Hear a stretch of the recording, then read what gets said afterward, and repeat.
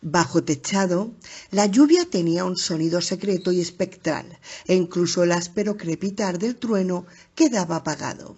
Las columnas que sostenían la estructura medían al menos 3 metros de diámetro y sus capiteles se perdían en la oscuridad. Desde allí arriba, en la penumbra, Eddie oía conversar en arrullos a las palomas.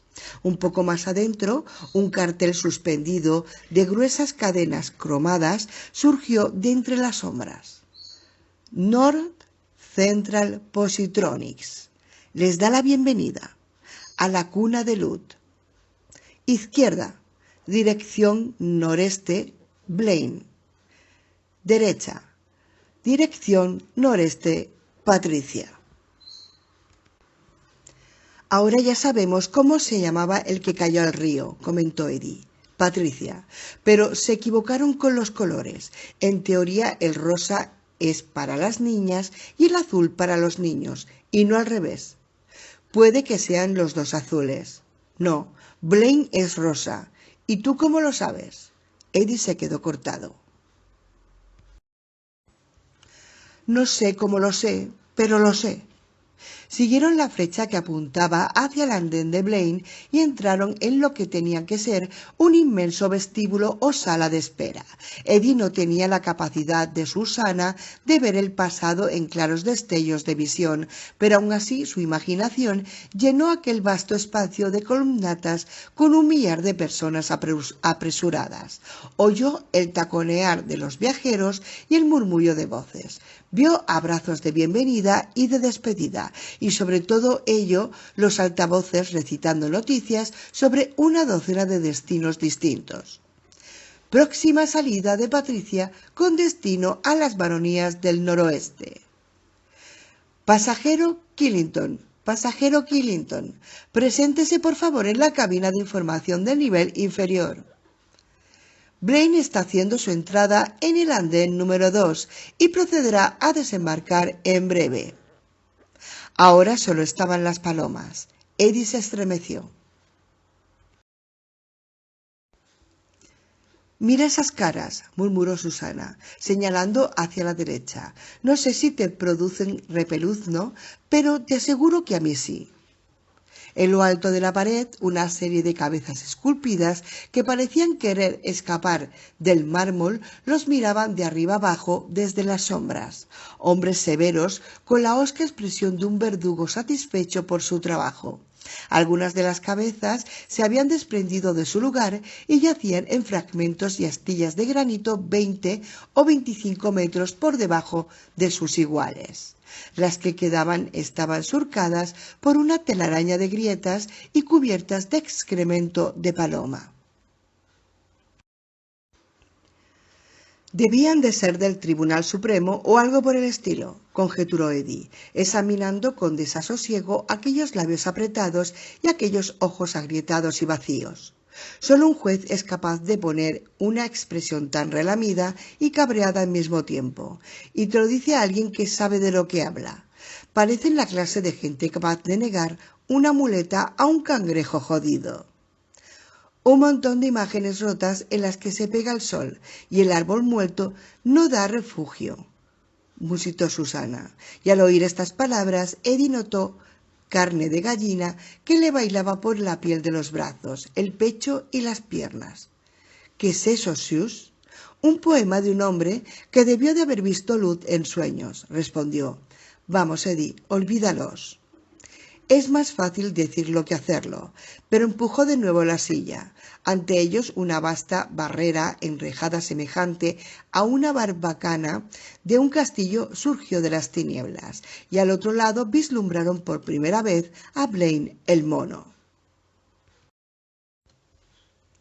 Era rosa, como Eddie lo había predicho, de un tono delicado que hacía juego con las vetas que corrían por los pilares de mármol. Blaine fluía sobre la espaciosa plataforma de embarque como un liso y aerodinámico proyectil que más parecía de carne que de metal. Su superficie solo se rompía en un sitio, una ventanilla triangular provista de un limpiaparabrisas enorme. Eddie sabía que al otro lado del morro habría otra ventanilla triangular con otro limpiaparabrisas enorme, de manera que, visto de frente, Blaine daría la impresión de tener una cara como Charlie el Chuchú. Los limpiaparabrisas parecían unos párpados maliciosamente entornados. Desde la obertura sudoriental de la cuna caía sobre Blaine un largo y distorsionado rectángulo de luz blanca. El fuselaje del tren hizo pensar a Eddie en el lomo de una fabulosa ballena rosada, una ballena absolutamente silenciosa. Uf, la voz se le quedó en un susurro. Lo encontramos. Sí, Blaine el mono. ¿Crees que está muerto? A mí me lo parece. No lo está, dormido tal vez, pero de ninguna manera muerto. ¿Estás segura? ¿Estabas tú seguro de que sería Rosa? No era una pregunta que exigiera respuesta y Eddie no respondió. El rostro que Susana volvió hacia él estaba tenso y muy asustado. Está dormido. ¿Y sabes por qué? Me da miedo despertarlo. Bueno, esperaremos a que lleguen los otros. Ella meneó la cabeza. Me parece que será mejor que intentemos estar preparados para cuando lleguen, porque tengo el presentimiento de que llegarán a la carrera. Levántame hasta esa caja que hay montada en los barrotes. Parece un interfono. ¿La ves? La veía y alzó lentamente a Susana hacia ella. Estaba instalada junto a un portón cerrado en el centro de la reja que cruzaba la cuna de parte a parte. Las barras verticales de la barrera parecían de acero inoxidable, las del portón eran de hierro decorativo y sus extremos inferiores desaparecían en sendos agujeros revestidos de acero. Y además no había manera de colarse entre las barras. La separación entre una y otra no era mayor de 10 centímetros. Incluso a Acho le habría resultado difícil pasar por aquel hueco. Las palomas zureaban y se arrullaban en lo alto. La rueda izquierda de la silla de Susana chirriaba monótonamente. Mi reino por una lata de aceite, pensó Eddie, y se dio cuenta de que estaba mucho más que asustado. La última vez que había experimentado aquel grado de terror fue cuando Henry y él se detuvieron en la acera de la calle Ringgold en Dutch Hill para contemplar la mole ruinosa de la mansión. Aquel día de 1977 no habían entrado, le había vuelto la espalda a la casa encantada y se habían marchado, y Eddie recordaba que había hecho el voto de no volver nunca a aquel lugar, nunca más. Había cumplido la promesa, pero ahí estaba de nuevo, en otra casa encantada, y tenía justo delante el fantasma que la encantaba. Blaine el mono, una silueta baja y alargada de color rosado, con una ventanilla que lo miraba como el ojo de un animal peligroso que se finge dormido. Ya no se mueve de su puesto de la cuna. Incluso ha dejado de reír y de hablar con sus muchas voces. Ardis fue el último de heñir a Blaine, y al ver que Ardis no podía responder a la pregunta, Blaine lo exterminó con fuego azul. Si me dice algo, creo que me volveré loco, pensó Eddie. El viento arreció en el exterior y una fina rociada de lluvia penetró por la alta abertura de salida que se abría en el costado del edificio. Eddie la vio golpear la ventanilla de Blaine y salpicar de gotitas el cristal. Eddie sintió de pronto un escalofrío y miró rápidamente en derredor. Nos están espiando, lo noto. No me extrañaría nada. Acércame más a la reja, Eddie. Quiero ver bien esa caja. De acuerdo, pero no la toques. Si está electrificada. Si Blaine quiere cocernos, lo hará, replicó Susana, contemplando el lomo de Blaine por entre las rejas. Lo sabes tan bien como yo. Y como Eddie sabía que era la pura verdad, no dijo nada. La caja parecía una mezcla de interfono y alarma antirrobo. En la mitad superior tenía un altavoz, provisto de lo que parecía un botón de hablar-escuchar. Debajo había una serie de números dispuestos en forma de rombo. Debajo del rombo había otros dos botones marcados con palabras de alta lengua, comando y entrar. La expresión de Susana era perpleja y dubitativa. ¿Qué crees tú que es esto? Parece un cacharro de una película de ciencia ficción. Eddie comprendió por fuerza tenía que parecérselo. Seguramente Susana habría visto algún que otro sistema de seguridad en su tiempo. Después de todo, vivía entre los ricos de Manhattan, aunque no la aceptaran como mucho entusiasmo entre ellos. Pero había todo un mundo de diferencia entre el material electrónico disponible en cuanto 1963 y el de él que era 1987.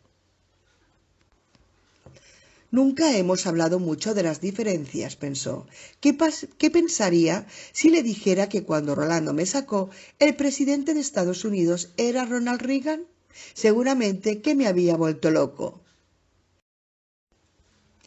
Es un sistema de seguridad, le explicó. Luego, aunque sus nervios y sus instintos chillaban contra ello, se obligó a extender la mano derecha y pulsar el conmutador de hablar y escuchar. No hubo ningún crepitar eléctrico, ningún fuego azul le subió velozmente por el brazo, ni siquiera hubo algún signo de que el aparato estuviese conectado. Puede que Blaine esté muerto, puede que esté muerto después de todo, pero en realidad no podía creerlo. ¿Hola? En el ojo de la mente vio al desdichado Ardis aullando mientras era abrasado por el fuego azul que le danzaba por la cara y el cuerpo, derritiéndole los ojos e incendiándole el cabello. ¿Hola, Blaine? ¿Hay alguien ahí? Soltó el pulsador y esperó, rígido de tensión. La mano de Susana, fría y pequeña, se deslizó en la de él. Seguía sin haber respuesta y Eddie, con más renuencia que nunca, volvió a apretar el botón. ¿Blaine? Lo soltó. Esperó, y al ver que tampoco ahora había respuesta, un vértigo temerario se apoderó de él, como solía sucederle en los momentos de miedo y tensión. Cuando ese vértigo le embargaba, el posible aprecio a pagar perdía toda importancia. En esos momentos nada tenía importancia. Había sucedido algo así cuando apabulló el cetrino contacto de Balazar en Nassau, y así sucedía ahora. Y si Rolando lo hubiera visto en el instante en que esa impaciencia lunática se apoderaba de él, habría observado algo más que un mero parecido entre Eddie y Cuthbert. Habría podido jurar que Eddie era Cuthbert. Hundió el botón con el pulgar y empezó a berrear ante el altavoz, adoptando un engolado y completamente falso acento británico. Hola, Blaine. ¿Qué tal, muchachote? Te habla Robin Leach, presentador de Así viven los ricos descerebrados, para anunciarte que acabas de ganar 6.000 millones de dólares y un Ford Escort nuevecito en la quiniela de la Cámara de Editores. Arriba las palomas alzaron el vuelo en blandas y sobresaltadas explosiones de alas. Susana dio una boqueada. Su rostro mostraba la expresión desconsolada de una devota que acaba de oír blasfemar a su marido en una catedral. ¡Basta, Eddie! ¡Basta! Eddie era incapaz de detenerse. Sus labios sonreían, pero los ojos le brillaban con una mezcla de miedo, histeria y cólera frustrada. Tu amiguita Patricia y tú pasaréis un mes fastuoso en la maravillosa Gintown. Solo beberéis los vinos más selectos y devoraréis las vírgenes más selectas. Tú... Shh. Eddie calló de súbito y miró a Susana. Estaba seguro de que ella era quien le había hecho callar, no solo porque ya lo había intentado antes, sino porque allí no había nadie más. Pero al mismo tiempo sabía que no había sido ella. Aquella voz era distinta, la voz de un niño muy pequeño y muy asustado. «¿Sus? ¿Has sido...?» Susana negó con la cabeza y simultáneamente alzó la mano. Señalaba el interfono y Eddie vio que el botón marcado comando había empezado a brillar con una luz rosa muy tenue. Era del mismo color que el monorraíl que dormía al otro lado de la barrera. «¡Shh! ¡No lo despertéis!», se lamentó la vocecilla infantil. Surgía del altavoz, suave como una brisa vespertina. ¿Qué? Comenzó Eddie, pero enseguida sacudió la cabeza, llevó la mano al botón de hablar-escuchar y lo apretó con delicadeza. Cuando habló de nuevo no lo hizo con el tumultuoso rugido de Robin Leach, sino con el susurro de un conspirador. ¿Qué eres? ¿Quién eres? Soltó el botón. Susana y él se miraron con los ojos muy abiertos de unos niños que saben que están compartiendo la casa con un adulto peligroso, quizás psicópata. ¿Cómo han llegado a saberlo? Bueno, porque se lo ha dicho otro niño, un niño que ha vivido mucho tiempo con el adulto psicópata, escondiéndose en los rincones y saliendo a hurtadillas solo cuando sabe que el adulto está dormido. Un niño asustado que da la casualidad de que es invisible. No hubo respuesta. Eddie dejó correr los segundos. Cada uno de ellos se le antojó lo bastante largo para leer una novela completa. Se disponía a pulsar de nuevo el botón cuando reapareció el tenue resplandor rosa. «Soy el pequeño Blaine», susurró la voz infantil. «El que él lo ve, el que él olvidó, el que él cree que dejó atrás en las estancias de la ruina y las salas de los muertos». Eddie volvió a apretar el botón con una mano presa de un temblor incontenible y oyó el mismo temblor en su propia voz. ¿Quién? ¿Quién es el que no ve? ¿Es el oso? No, el oso no. No era él. Sardik yacía muerto en el bosque, a muchos kilómetros de allí. El mundo se había movido desde entonces. Eddie recordó de súbito lo que había sentido al aplicar el oído sobre aquella extraña puerta del claro donde el oso había vivido su violenta casi vida. Aquella puerta de franjas amarillas y negras que tan ominosas le habían parecido. Y en aquel momento se dio cuenta de que todo formaba parte de lo mismo, de una tonalidad horrenda y decadente, de una telaraña desgarrada con la torre oscura en el centro como una incomprensible araña de piedra. En esos extraños últimos días, todo el mundo medio se había convertido en una vasta mansión encantada. Todo el mundo medio se había convertido en los Drawers. Todo el mundo medio se había convertido en una tierra baldía donde acampaban los fantasmas. Vio que los labios de Susana formaban las palabras de la respuesta verdadera antes de que la voz del interfono pudiera pronunciarlas, y eran unas palabras tan evidentes como la solución de un acertijo cuando ya se había dicho la respuesta. «El gran Blaine», susurró la vocecilla invisible, «el gran Blaine es el fantasma de la máquina, el fantasma de todas las máquinas». Susana se había llevado una mano a la garganta y se la estaba apretando como si quisiera estrangularse. Tenía los ojos llenos de terror, pero no vidriosos ni desconcertados. Los tenía brillantes de comprensión. Quizás ella también conocía una voz semejante de su propio cuando el todo integral que era Susana había quedado desplazado por las personalidades enfrentadas de Deta y Odetta. La voz infantil le había sorprendido tanto como a él, pero su mirada agónica revelaba que el concepto que expresaba no le era ajeno. Susana conocía muy bien la locura de la dualidad. Eddie. «Tenemos que irnos», dijo de pronto. El terror que la oprimía convirtió las palabras en un borrón auditivo carente de puntuación. Eddie oyó que le silbaba el aire en la tráquea como un viento frío en una chimenea. «Eddie, tenemos que huir. Eddie, tenemos que huir. Eddie». «Demasiado tarde», replicó la vocecita quejumbrosa. «Ha despertado. El gran Blaine ha despertado. Sabe que estáis aquí. Y ya viene».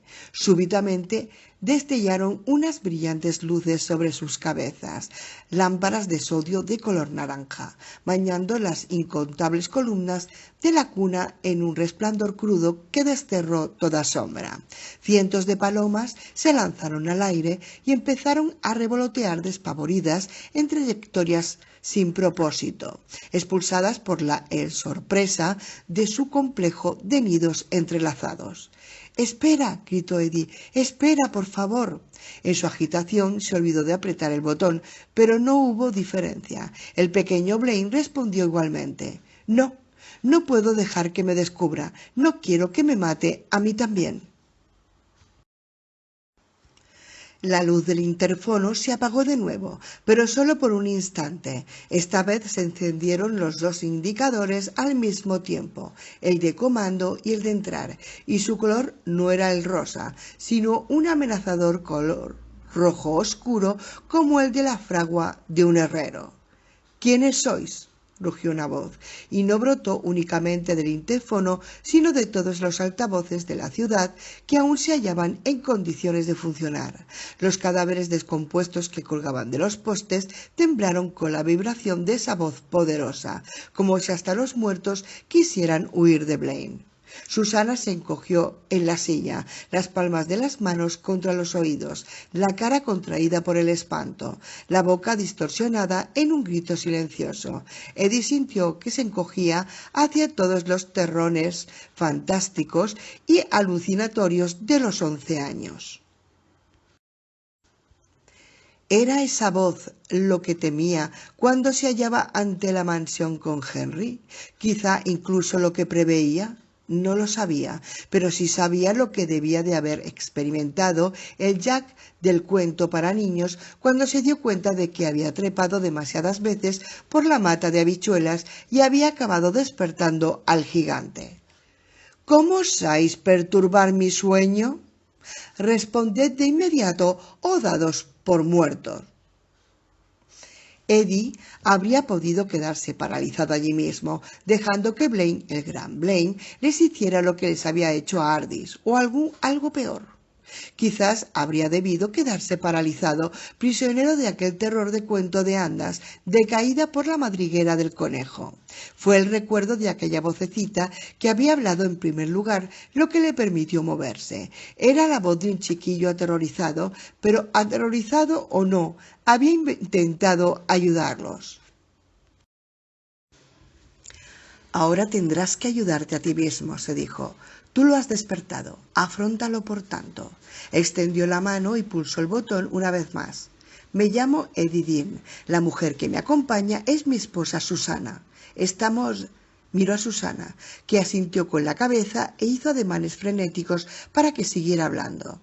Estamos en una peregrinación. Buscamos la torre oscura que se alza en el camino de Laz. Nos acompañan otras 2 personas, Rolando de Galad y Jake de Nueva York. Nosotros también somos de Nueva York. Si tú eres... Se detuvo un instante antes de pronunciar las palabras el gran Blaine. Si las utilizaba podía dar a entender a la inteligencia que se expresaba mediante esa voz que habían oído una voz distinta, un fantasma dentro del fantasma, por así decir. Susana, gesticulando con las 2 manos, le indicó que siguiera hablando. Si tú eres Blaine el mono, bueno, queremos que nos lleves. Soltó el botón. Durante un lapso que se le antojó larguísimo, no hubo ninguna respuesta, solo el aleteo nervioso de las palomas asustadas en lo alto. Cuando Blaine volvió a hablar, su voz surgió únicamente del altavoz montado en la barrera, y sonó casi humana. No pongáis a prueba mi paciencia. Todas las puertas a ese donde están cerradas. Galad no existe ya, y quienes recibían el nombre de pistoleros están todos muertos. Responded a mi pregunta. ¿Quiénes sois? Es vuestra última oportunidad. Hubo un sonido siseante. Un rayo de brillante luz blanqueazul salió proyectado del techo y abrazó un agujero del tamaño de una pelota de golf en el suelo de mármol a menos de 1,5 metros de la silla de Susana. Un humo que olía como el que deja detrás de sí el rayo se alzó perezosamente de allí. Susana y Eddie se miraron por un instante, mudos de terror, y Eddie se precipitó enseguida hacia el interfono y apretó el botón. Te equivocas. Es verdad que venimos de Nueva York. Llegamos por las puertas de la playa hace tan solo unas semanas. ¿Es la verdad?, insistió Susana. Lo juro. Silencio. Al otro lado de la barrera, el fuselaje de Blaine se curvaba suavemente. La ventanilla delantera parecía contemplarlos como un insípido ojo de vidrio. El limpiaparabrisas hubiera podido ser un párpado semicerrado con un guiño de picardía. «Demostradlo», dijo Blaine al fin. «¿Y cómo se lo demuestro, Dios mío?», le preguntó Eddie a Susana. «No lo sé».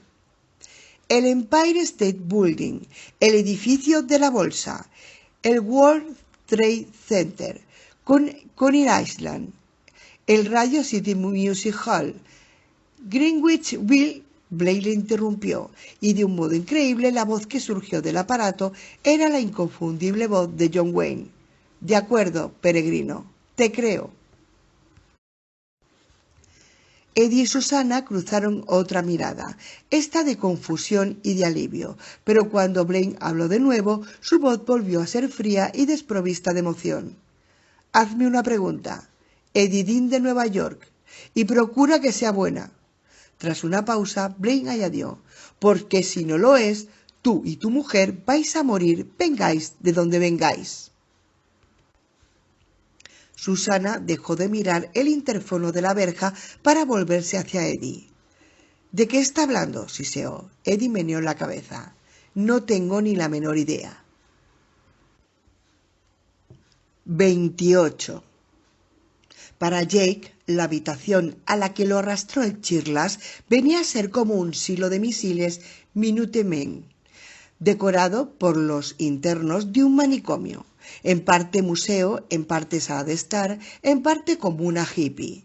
Hacia arriba el espacio vacío se abovedaba hasta terminar en un techo redondo, y por debajo se hundía 25 o 30 metros hasta una base igualmente redonda. A lo ancho de la única pared curva había tubos de neón dispuestos verticalmente en franja de colores alternos: rojo, azul, verde, amarillo, naranja, melocotón, rosa. Aquellos largos tubos se reunían para crear rugientes nudos de arco iris en los dos extremos del silo, si realmente había sido un silo. La habitación se hallaba situada hacia las 3/4 partes de la altura de aquel vasto espacio en forma de cápsula, y su suelo era una rejilla de hierro oxidado, alfombras que parecían turcas. Más adelante llegó a saber que en realidad aquellas alfombras procedían de una baronía llamada Cashmin. Yacían aquí y allá sobre el suelo de rejilla arcones con conteras de latón, lámparas de pie, o las patas de mullidos sillones le sujetaban los ángulos. De otro modo habría aleteado como tiras de papel adheridas a un ventilador eléctrico, puesto que desde abajo soplaba una constante corriente de aire cálido. Otra corriente de aire, esta procedente de una franja circular idéntica a la rejilla de ventilación del túnel por el que había llegado hasta allí, se arremolinaba a cosa de 1,5 metros por encima de la cabeza de Jake. En el lado opuesto de la habitación había una compuerta igual a la que el Chirlas y él habían cruzado al entrar, y Jake se figuró que al otro lado continuaría el pasillo subterráneo que seguía el camino del haz. Había media docena de personas en la sala, 4 hombres y 2 mujeres. Jake se imaginó que estaba contemplando el estado mayor de los grises, suponiendo naturalmente que quedaran los suficientes grises para justificar la existencia de un estado mayor. Ninguno de los presentes era joven, pero todos estaban aún en lo mejor de la vida. Contemplaron a Jake con tanta curiosidad como él a ellos. Sentado en el centro de la sala, con una pierna colosal colgando despreocupadamente sobre el brazo de un sillón lo bastante grande para llamarlo trono, había un hombre que parecía un cruce entre un guerrero vikingo y un gigante de cuento de hadas. De cintura para arriba iba completamente desnudo, excepto un brazalete de plata en el bíceps, la vaina de un puñal entrelazada al hombro y un extraño amuleto al cuello que le colgaba sobre el torso increíblemente musculoso. De cintura para abajo iba enfundado en unos ceñidos pantalones de cuero suave que desaparecían en la caña de unas botas altas. En torno a una de ellas llevaba anudado un pañuelo amarillo. La cabellera, de un sucio rubio ceniza, le caía en cascada hasta casi la mitad de la ancha espalda. Los ojos eran verdes y curiosos como los de un gato lo bastante viejo para ser sabio, pero no tanto como para haber perdido ese refinado sentido de la crueldad que en círculos felinos pasa por diversión. En el respaldo del sillón había lo que parecía una metralleta viejísima colgada de su correa. Jake examinó más detenidamente el amuleto del vikingo y vio que era una caja de cristal en forma de ataúd suspendida de una cadena de plata. En su interior, un minúsculo reloj de oro marcaba las 3:05. Bajo la esfera, un minúsculo péndulo de oro oscilaba de un lado a otro y, a pesar del suave zumbido del aire que circulaba por arriba y por abajo, su tic-tac resultaba claramente audible. Las manecillas del reloj se movían más deprisa de lo normal y a Jake no le extrañó demasiado ver que se movían hacia atrás. Se acordó del cocodrilo de Peter Pan, el que siempre andaba persiguiendo al capitán Garfio, y una sonrisita le rozó los labios. El Chirlas la vio y levantó la mano. Jake dio un paso atrás y se cubrió la cara. El señor Tic-Tac blandió un dedo en dirección al Chirlas en un gracioso ademán de maestra de escuela.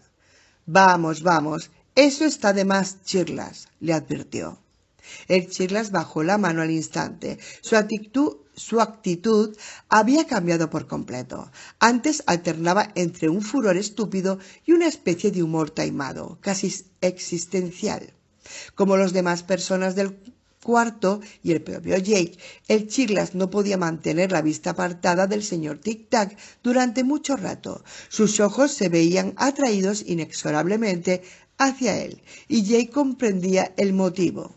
El señor Tic-Tac era el único de los presentes que parecía completamente vital, completamente sano y completamente vivo. «Si tú dices que está de más, pues está de más», concedió el Chirlas, pero dirigió una sombría mirada a Jake antes de volver la vista hacia el gigante rubio que ocupaba el trono. «Pero es muy impertinente, Tiki. Impertinente de verdad, vaya si no. Y si quieres mi opinión, creo que habrá que domarlo». «Cuando quiera tu opinión, ya te la pediré», replicó el señor Tic-Tac. «Y haz el favor de cerrar la puerta, Chirlas. ¿O es que te has criado en un corral?» Una mujer de cabello moreno soltó una risotada aguda, un sonido como el graznido de un cuervo. El tic-tac la miró de soslayo. La mujer cayó al instante y bajó la mirada hacia el suelo de rejilla. La puerta por la que el Chirlas le había hecho entrar se componía en realidad de 2 puertas. A Jake le recordó el aspecto que tenían las escotillas de las naves espaciales en las películas de ciencia ficción más inteligentes.